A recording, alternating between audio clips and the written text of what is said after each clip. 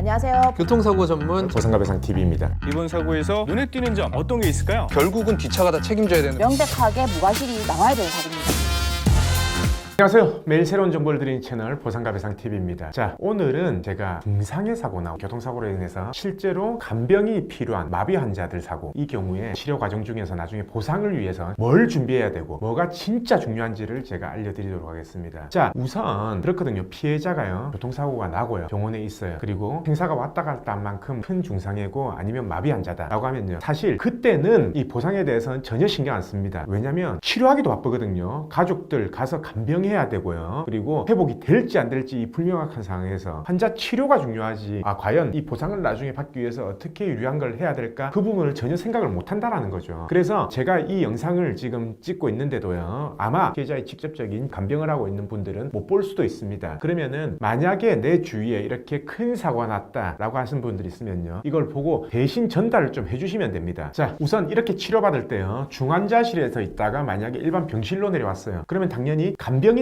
이용하겠죠. 지금은요, 솔직히 그래요. 코로나 때문에 항시 병원에서 있을 수 있는 사람은 한 명밖에 안 됩니다. 딱 등록된 사람 한 명만 계속 상주해서 간병을 할 수 있는데, 일반적으로 지금 같은 경우에 뭐를 유의해야 되냐면요, 이 간병인을 이용을 했어요. 그리고 만약에 가족을 간병한다, 아니면은 친척이 대신 간병을 한다 라고 할 때요, 간병을 했다라는 이 증거를 꼭 남겨놔야 됩니다. 자, 그 증거는 여러 가지가 될 수 있어요. 첫 번째 뭐냐, 통장으로 간병비를 지급했던 입금 내역, 그게 있을 수가 있고요. 아니면은 영수증, 그게 있을 수가 있죠. 아니면은 뭐 간병인 협회라면은 협회에서 발급한 공식적인 이제 영수증이 있을 수도 있고요. 그래서 제일 중요한 게 뭐냐, 간병인을 이용했다라고 한다면은 그 간병비를 지급한 내역, 그 부분이 꼭 있어야 된다라는 거죠. 자, 가족이 간병하는 경우가 있어요. 예를 들어서 배우자가 일을 그만두고 아니면은 원래 주부였는데 이렇게 상주하면서 간병하는 경우가 있거든요. 이때는 뭐가 필요하냐면은 의사의 간병 소견서가 필요합니다. 자, 지금 현재 환자 상태는 어떻고 이렇기 때문에 간병이 어떻게 필요하다라는 게 의사 소견서를 꼭 받아 놓으시고요. 보통 의사가 어떻게 작성해 주냐면요, 간병인이 무기한 필요하다 이렇게는 작성 안 해줍니다. 어떻게 작성해 주냐면은 몇 주 동안 간병인이 몇 시간이 필요하다라는 게 이제 보통 의사가 작성해 주는 거고요. 예를 들어서 처음에 사고가 났어요. 한 2달 동안 의사가 써줬습니다, 이 간병이 필요하다는 소견을. 그런데 그 2달이 지났어요. 그럼 다시 우리가 마비 환자 같은 경우에 통상적으로 하루에 개호가 4시간이 필요하냐, 8시간이 필요하냐, 12시간이 필요하냐, 이런 식으로 나눠서 나중에 감정 결과가 나오거든요. 이거를 좀 더 쉽게 말하면은 하루에 1명이 필요하냐, 아니면은 하루에 0.5명만 필요하냐, 아니면 하루에 1.5명이 필요하냐, 이렇게 나눌 수가 있는데, 법원에서는요, 산정을 했을 때 일용근로자 임금이 보통 22일 기준이잖아요. 그게 지금 305만 원 정도 되거든요. 근데 간병인은 22일만 하는 게 아니라 30일 내내 하잖아요. 그렇기 때문에 이 간병비가 한 달 기준으로 예를 들어서 1명이 필요하다 하루에, 그러면은 한 420만 원 정도가 나옵니다. 근데 내 몸 상태는 편마비예요 지금. 근데 1명을 계속 쓰고 있었어요. 쓰고 있었는데 불구하고 간병비를 200만 원만 지출했어요. 자, 그렇게 되면은 나중에 신체 감정에서 8시간이 나온다 하더라도요, 나중에 판결을 할 때 재판부에서는 어떻게 판단하냐면, 8시간 나와서 420만 원이면 뭐예요? 그 사고 나서 1, 2년 동안 이때까지 간병비를 한 달에 200만 원밖에 지출 안 했다 라고 한다면은 법원에서도 판단을 그렇게 할 수밖에 없습니다. 그리고 보험사가 그걸 꼭 집어서 얘기를 해요. 주장을 합니다. 자, 이때까지도 200만 원이 들었는데 어떻게 앞으로 400만 원이 들 수가 있냐. 그래서 200만 원만 인정이 돼야 된다. 나중에 신체 감정에서요, 1인 간병 8시간이 나온다 하더라도 이것 때문에 0.5인으로 판결이 난다든지 0.75인으로 난다든지, 그래서 신체 감정 결과대로 안 난다라는 거죠. 사실 보통 간병인을 200만 원을 지출하는 거는요, 공동 간병인을 이용한다든지 아니면은 일부 시간에는 간병인이 하고 나중에 뭐 바톤 터치를 해서 가족이 한다든지 분명히 이렇게 했을 거거든요. 근데 법원에서는 그걸 정확한 사정을 모른다라는 거예요. 예를 들어서요, 만약에 간병인을 하루에 4시간만 썼어요. 그리고 나머지 8시간은 가족이 간병했습니다. 자, 그러면은 4시간 쓴 거에 대한 간병인 입금 내역은 인정이 되겠죠. 근데 나중에 8시간 한 거, 이거를 어떻게 증명해야 되냐. 결국 이게 의무 기록에 다 들어가 있던가 나중에 의사한테 소견으로 받아야 되는데, 의사한테 나중에 소견을 받기는 힘들어요. 그렇기 때문에 내가 가족 간병을 만약에 8시간 한다 라고 하면요, 간호사한테 꼭 얘기를 하세요. 얘기를 해서 내가 8시간 하고 간병이 4시간 한다, 이 내용들을 간호기록지에 상세하게 좀 기재 좀 해달라 라고 이렇게 부탁을 해 놓으셔야 된다는 겁니다. 이거를 방치해 놓으면요, 나중에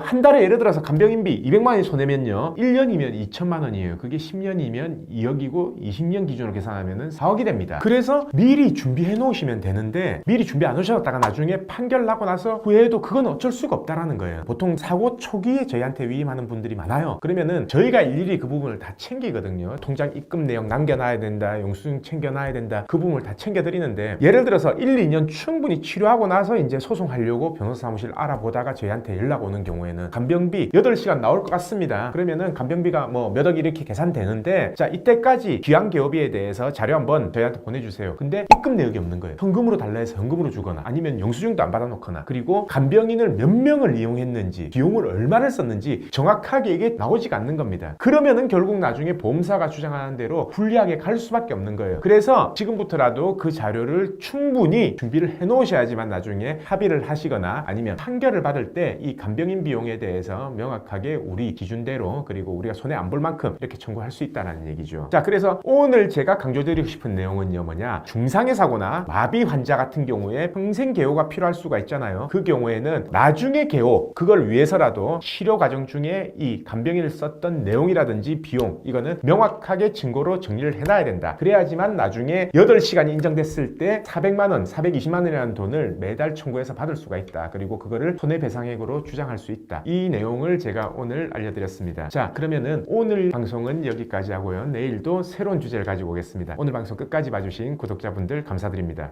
저희 보상과 배상 로펌은요 전화, 카카오톡, 폰메일 상담, 카페 상담 등으로 상담받을 수 있습니다. 저희는 서울과 부산에 사무실이 있고요. 전국 번호는 1544-3102로 문의 주셔도 되고 카카오톡에서 보상과 배상을 검색하셔서 카톡으로 문의 주셔도 됩니다. 그리고 이 영상 댓글란을 보시면 메일로 신청하는 링크를 클릭하셔서 자세하게 작성해 주셔도 저희가 전화를 드리고 있습니다. 단 이게 후유장애가 남지 않는 2, 3주 진단 같은 경우에는요 유선 상담을 하지 않고 있는 점 양해 부탁드리겠습니다.